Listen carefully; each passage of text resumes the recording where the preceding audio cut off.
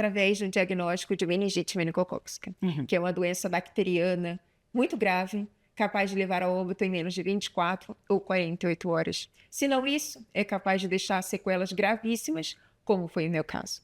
Mas os sintomas despertaram sendo eles febre, dor de cabeça, náusea, sensibilidade à luz, fraqueza corporal. E um detalhe, eu estava só passeando com a minha avó. Tá, você Era tava. só uma viagem normal Você para viajou Angra, com a tua avó, você tinha 10 anos de 10 idade anos, e começou com esses sintomas. com sintomas. Mas a gente sempre acredita que é só uma dor de cabeça, é só um enjoo, nunca algo muito grave. Para falar a verdade, eu nunca fui informada sobre a meningite, nem sobre os sintomas, nem sobre as prevenções. Como que eu vou imaginar que poderia ser algo grave? Aí você começou a passar mal. Comecei a ter os sintomas de febre e dali surgiram manchas pelo meu corpo, roxas em questões de segundos, que isso dali chamou a nossa atenção.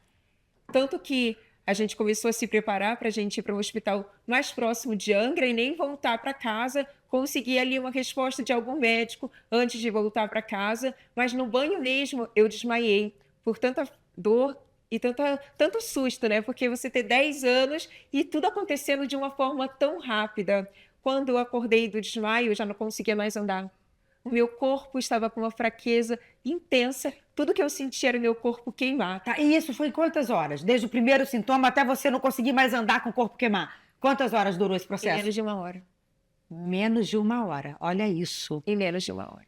Aí a tua avó te pegou e levou para o hospital de Fui às Angra. pressas para o hospital no colo, porque eu já não conseguia mais andar. Quando eu cheguei nesse hospital, eu fui recebida de emergência por uma médica que suspeitou que fosse dengue. Passou as medicações e me indicou que voltasse para casa.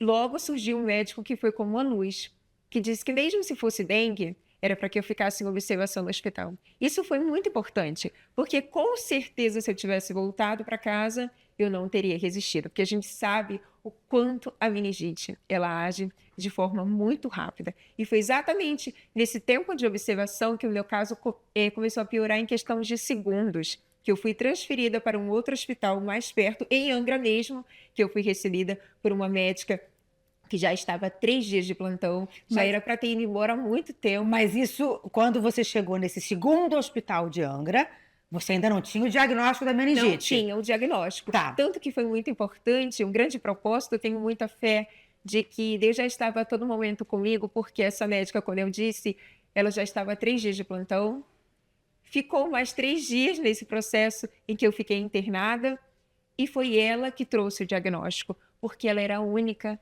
naquele hospital que sabia sobre meningite. Tem coisas que a gente não entende, né? Ela tá vindo embora. E foi ela que descobriu o diagnóstico. Exatamente. E muitas pessoas diziam, o nome dele é Doutora Nete, até hoje é muito amiga minha, porque essas pessoas eu levo para a vida. E ela me conta que as pessoas diziam, Doutora Nete, por que você não vai para casa? Já é o 3º dia de plantão e ela sentia uma agonia no peito que era para ela ficar. E quando ela me recebeu, ela disse que era certeza que aquela agonia era como uma voz de Deus dizendo, eu te mandei uma filha para você cuidar. E ela cuidou os 3 dias em que eu fiquei internada. Esse hospital não tinha CTI. Eles montaram especificamente para mim, onde também chegou ao diagnóstico. Eu precisei esperar os meus pais irem até o local, porque, como eu falei, eu estava só com a minha avó na viagem, mas como não era possível fazer a transferência naquele mesmo dia para o hospital mais perto da minha casa, meus pais precisaram ir até o local, eu estava esperando para poder entrar em coma, caso fosse a última vez. E tudo que eu me recordo é que quando a minha mãe chegou... Eles te colocaram em coma induzido? Exatamente. Tá. Mas Só- antes disso, eu tive o olhar da minha mãe, porque foi como um espelho, que até então eu não tinha visto como eu estava. Até então eu só tinha visto a minha última imagem de mim mesma, era que tudo estava bem, nenhuma sequela, mas o meu corpo já estava tomado 90% pela necrose. E eu me vi através do olhar da minha mãe. E ela foi muito forte, porque, com certeza, ela queria chorar naquele momento, porque foi um choque. A última vez que ela tinha me visto, eu estava bem, depois, aquele susto, eu já estava irreconhecível. Mas ainda assim, ela teve uma fortaleza de pensar, eu não posso passar esse nervoso para minha filha. E ela foi tão firme que eu disse, mãe, vai ficar tudo bem. Depois, eu entrei em coma, foi quando ela passou por todo o processo de diagnóstico oficial E Você ficou nesse coma há quanto tempo? 22 dias. E dentro desses 22 dias, eu fui transferida para o Hospital Universitário Pedro Ernesto, mais perto da minha casa, porque o hospital em Angra já não tinha mais recursos e eu precisava realmente seguir no processo, porque a meningite já estava avançando muito. Depois de 22 dias, eu acordei, mas eu não conseguia falar. Eu não conseguia me movimentar. O meu corpo estava 100% paralisado. E como eu fiquei muito tempo entubada, eu não conseguia falar, e dali eu tirei uma lição, que o silêncio também é um espaço de aprendizado. E foi muito difícil, porque eu só tinha as vozes da minha cabeça, pensando o que está acontecendo, o que está por vir, as preocupações. Mas você ainda ouvia. Ainda tinha. E por que você não conseguia falar?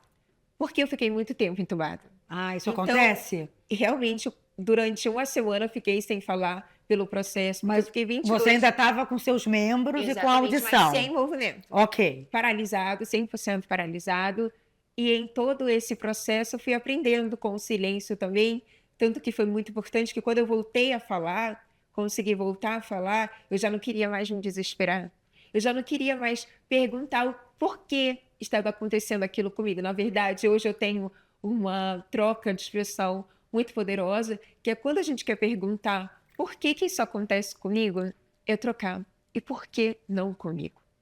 E eu tive esse entendimento com apenas 10 anos de idade. E as pessoas dizem tão nova. Como? Mas toda a tua história é impactante por você ser tão nova.